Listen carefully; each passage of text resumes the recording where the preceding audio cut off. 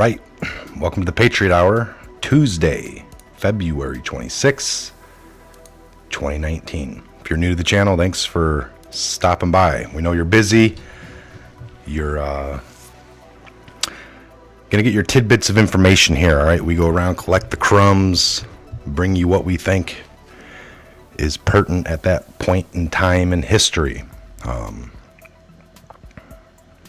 All right, so we got some new Q here that dropped last night after I was pretty much shut down. Wasn't going to do any more, so I just waited. We're going to get into those. Again, if you're new, please subscribe, like, share, comment. Take a look in the description box. Take a look in the comment section. After you subscribe, maybe ring that bell. That way you get all the alerts, all right? In the description box is a backup to our backup, or the link to our backup channel, the Patriot Tech. It's basically the Patriot Hour 2.0. Make sure you're subscribe to that. That's where we do all of our live content at the current time.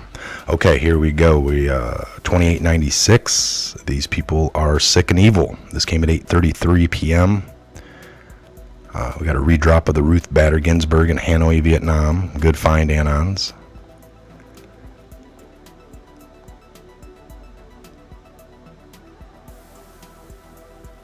Many more to come. This is over the Vatican treasurer Cardinal George Pell found guilty of child sex charges. These articles go into that. 2894, 2895, 2896. Senate fails to pass Born Alive bill. This is yesterday. By a vote of 53 to 44, the Senate has failed to pass the Born Alive Abortion Survivors Protection Act, which would have required doctors to provide medical care to infants born alive after an attempted abortion procedure. The bill, sponsored by Senator Ben Sass, Republican out of Nebraska, and co-sponsored by 49 of his fellow Republican senators, needed 60 votes to overcome the legislative filibuster. Just 3 Democrat senators crossed over the aisle to vote with the Republicans in favor of the legislation. Bob Casey Jr., Pennsylvania, Joe Manchin, West Virginia, and Doug Jones from Alabama. These people are sick. And we move here to 2897, POTUS evaluating legal options, executive order to save babies that survive abortion. The last bread. If a baby is born alive, doesn't he or she automatically have entitlement as being a human being to life-saving measures? The doctors take that oath. If a baby is born alive, isn't murder to kill him or her? Why was the bill ever needed? Don't doctors take the Hippocratic oath to save lives? POTUS is currently evaluating legal options regarding an EO. Watch the news. How can anyone support such evil? And then 2898 is a test 3 of Q. Came at 10:09 p.m. Eastern Standard. There were a few other posts that popped up here last night, folks. I saw them on the fly. I was evaluating them. They didn't say Q. They were in here, and now they're gone. They were gone last night shortly after they appeared. I'm not sure what that was about. They weren't labeled Q. They didn't have a trip code.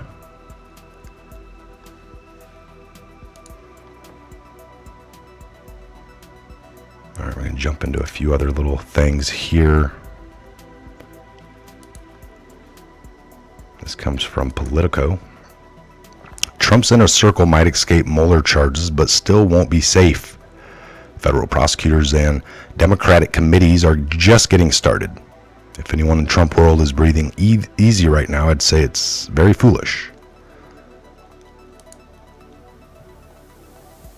So even if special counsel Robert Mueller finishes his work without filing new charges, President Donald Trump and his associates won't be in the clear. In recent weeks, several prominent figures close to Trump have insisted that they'll just survive Mueller's probe unscathed. Trump himself maintains that Justice Department officials have told his lawyers he is not a target of the special counsel's investigation, and his family members have sent similar signs. Trump's oldest daughter, Ivanka, told ABC News that she has zero concern about the investigation. Her brother, Donald Trump Jr., told Fox News on Monday that he wasn't worried because we know there's nothing there. But Mueller is far from the only threat to the president, his family, and aides. Federal prosecutors in New York are examining Trump's 2016 campaign inauguration and businesses. Congress has given the Justice Department dozens of hearing transcripts that could contain lies told under oath. State and local prosecutors have repeatedly prepped new charges that can't be erased with presidential pardon. And a slate of sealed indictments sit in Washington, D.C. federal courthouse, raising the prospect that some in Trump's circle may have already been indicted and just don't know it. If anyone in Trump, right there, folks, there's a slate of sealed indictments sit in the Washington, D.C. federal courthouse. If anyone in the Trump world is breathing easy right now, I'd say they are very foolish, said Shanlon Wu, a defense lawyer who previously represented Trump's former deputy campaign chairman, Rick Gates. Even if Mueller's report were to appear and didn't implicate the president, all the other criminal investigations will continue. That's not going to be a magic bullet that solves anything. I'd be very concerned if I was a lawyer or a potential target in the world right now. So, I believe there are lots of indictments. And I just don't think this is going to leave. Mueller has publicly indicted 34 people in 3 companies while securing guilty pleas from former senior Trump aides Gates, Michael Flynn, Paul Manafort, Michael Cohen.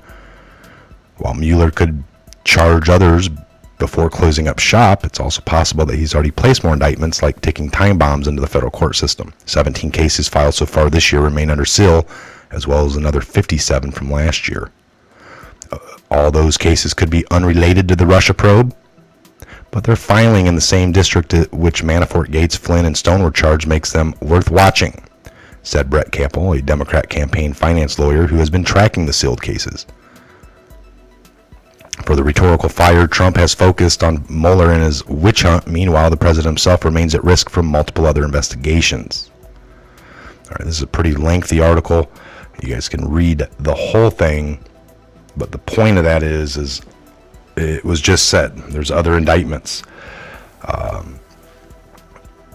With everything going on that we know about, that's been kept real secret. You just got to keep in mind. Huber. Horowitz, the 480 plus investigators they had at their disposal, all that's been going on very quietly.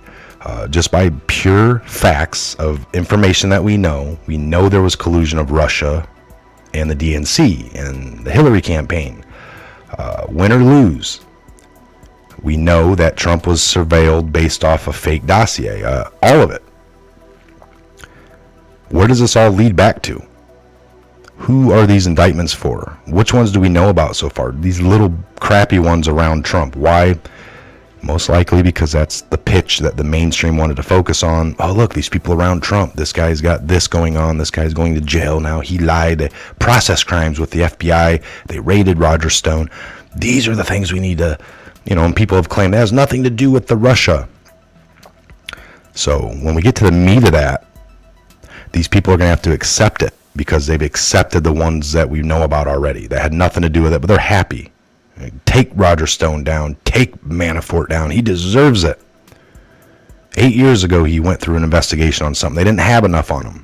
Since this investigation was opened with a much broader scope and a fine-tooth comb, they found things that related back 8 years ago they didn't find because of the new technologies, and they were able to hem them up on that, something from 8 years ago, as one of the many things. Great. So when we do find the facts out about Trump-Russia or Russia collusion, these people are going to have to accept it, because they've accepted it thus far. No, now we think Mueller wasn't doing such a good job. He should be looked at. That's what they're going to scream from the other side. He was in the pocket of Trump the whole time. That's just one angle, folks. It's my opinion. Based off lots of evidence, or the way it seems to be leading to me. All right, again, this is a Patriot Hour. I'm Michael. Thanks for joining us this morning. We'll be back throughout the day with any breaking news, any new Q, any new breaking headline information that seems to be building up. Are we going to get this released this week? We're going to have to pay attention. Keep our ears open. Listen to everything. Hear everybody. Read everything we can, but believe none of it until we can verify it. Connecting the dots in our own way. That's how it works. Again, God bless, Godspeed, each and every one of you worldwide. We'll see you back here on the next Patriot Hour Update video. Have a great day.